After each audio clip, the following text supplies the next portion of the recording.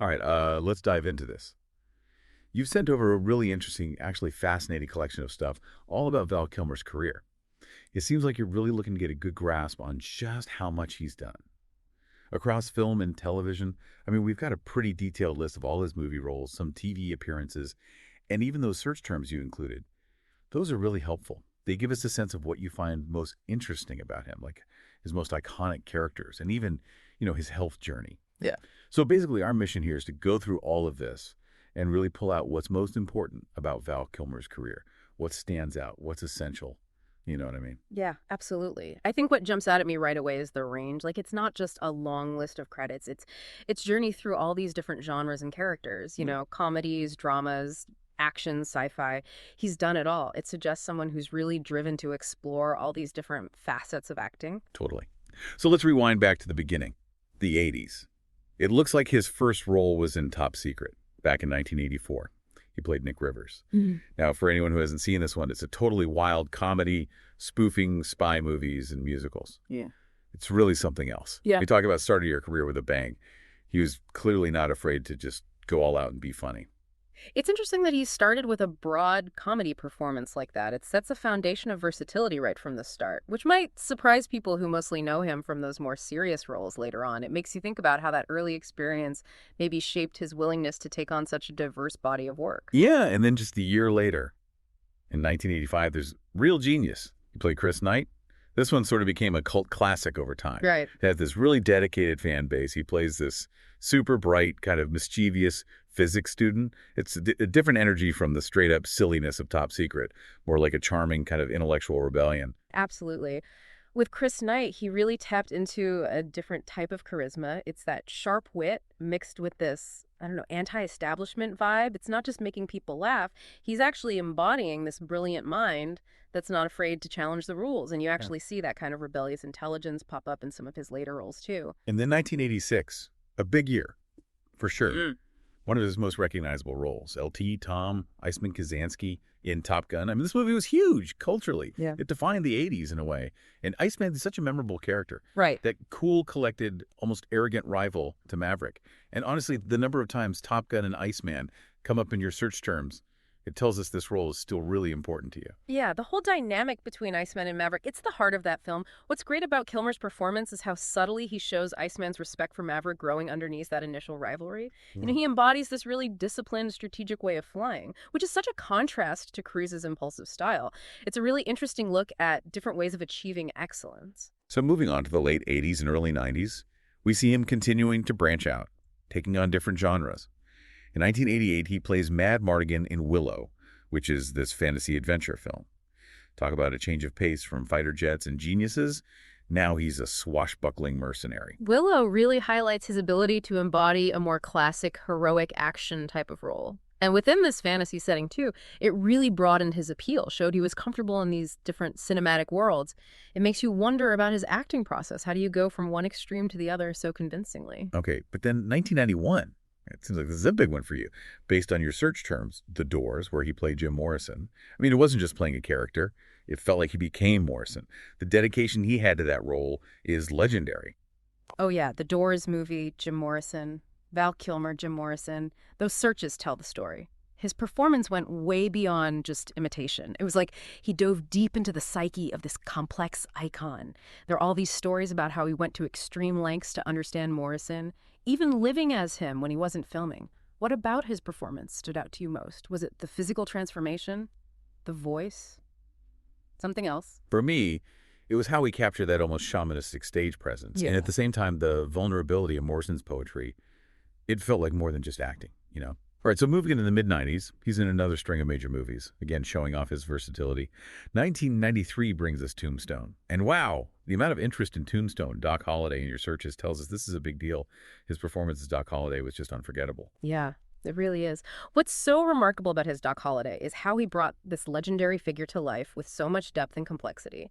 He wasn't just the gunslinger. He was this cultured, educated man facing death with a mixture of defiance and this dark humor. Lines like, "I'm your huckleberry," They've become so iconic, and it's largely due to Kilmer's delivery, the specific way he says them.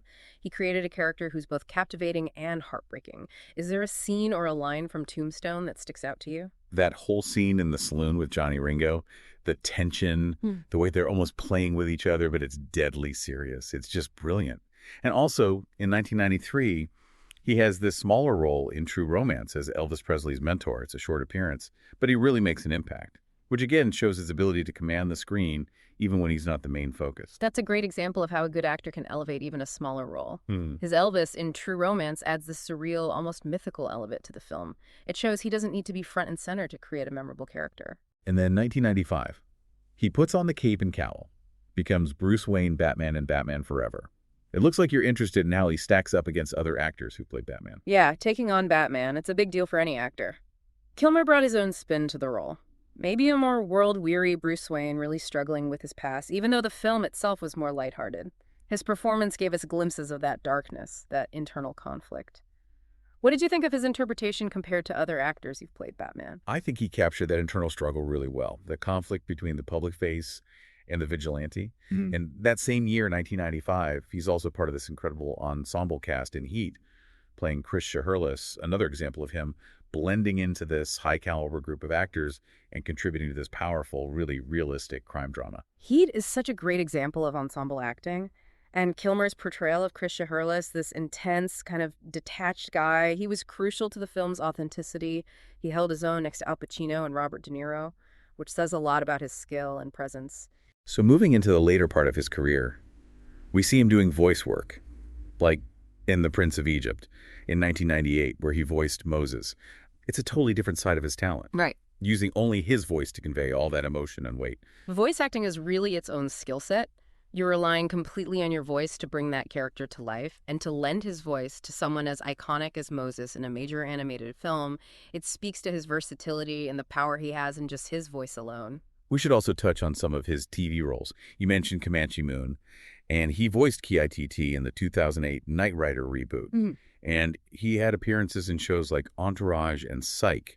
It seems like he's been consistently engaged with all these different ways of telling stories. It shows a willingness to explore different formats and connect with a wider audience, too. Voicing Ki-T, this beloved character from TV history, that taps into nostalgia. And his appearances in more current shows highlight his ability to adapt. We definitely can't skip over Top Gun Maverick from 2022. I mean, the fact that Top Gun Maverick and searches like Val Kilmer Top Gun Maverick, even Tom Cruise on Val Kilmer Death, are so prominent. It tells us that his return as Iceman was really significant for you. It's a powerful moment for a lot of viewers. It was more than a cameo. It was this really moving continuation of Iceman's story. And considering the health challenges he's gone through, his return to that role resonated so deeply with people. It was a testament to how much people connect with him and with that character and with the impact Iceman had on pop culture. Which kind of naturally leads into some of your other search terms. Yeah. Those ones about his health, Val Kilmer health, Val Kilmer cancer, throat cancer, and questions like, is Val Kilmer still alive, Val Kilmer today? And while the information you sent doesn't get into specific medical details, it's understandable that this is something you're curious about. And we can acknowledge that his career has continued even with those challenges. And his appearance in Top Gun Maverick is a really visible and inspiring example of that. It's definitely important to acknowledge that interest in his well-being and to recognize how he's continued to work despite the obstacles he's faced. His return to Top Gun was a really powerful reminder of his strength. You also searched for things related to his family, Joanne Wally, Mercedes Kilmer, Jack Kilmer, Val Kilmer children, Val Kilmer daughter, Val Kilmer family.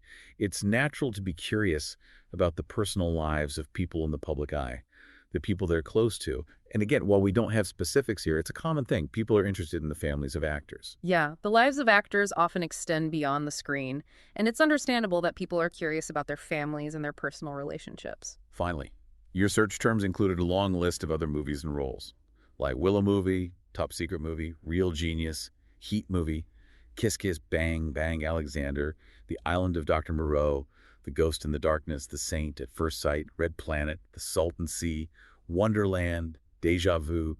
It really highlights how diverse and prolific his career has been over decades and across genres. Looking at that list, it's amazing to see the variety of characters he's played. From action heroes to romantic leads, historical figures to more offbeat roles. He's consistently taken on new challenges. He's never let himself be typecast. And if you want to explore his filmography and TV work in more detail, the information you send over mentions resources like IMDb, Wikipedia, and TV Guide. They'll give you a complete list of everything he's been in. Those are great resources for anyone who wants to dig deeper into his career and learn more about specific projects and the people involved. So, as you can see from this deep dive into the information you provided, Val Kilmer has had a truly incredible career, from comedy to drama, voice acting. He's left his mark on film and television. But here's something to think about. When you look at all the different characters he's played, what do you think is the common thread in his most compelling performances? Is this a certain intensity, vulnerability, or something else entirely? Something to consider as you continue to explore his work. Today is your lucky day. Today is the day that our $3 website works for you, paying you directly to your PayPal daily. Imagine $3 ongoing continuous payments to your PayPal account. Imagine falling asleep and waking up to $300 in your PayPal account. How would this make you feel? How could this help you? What bills could you pay? What kind of fun could you have? What does that retirement look like now? All for a one-time payment of $3. This website is DFY done for you, fully built and completely hosted, and never stops collecting payments for you. You have spent $3 on coffee on a regular, but that coffee won't help you create multiple streams of income. Click the link below.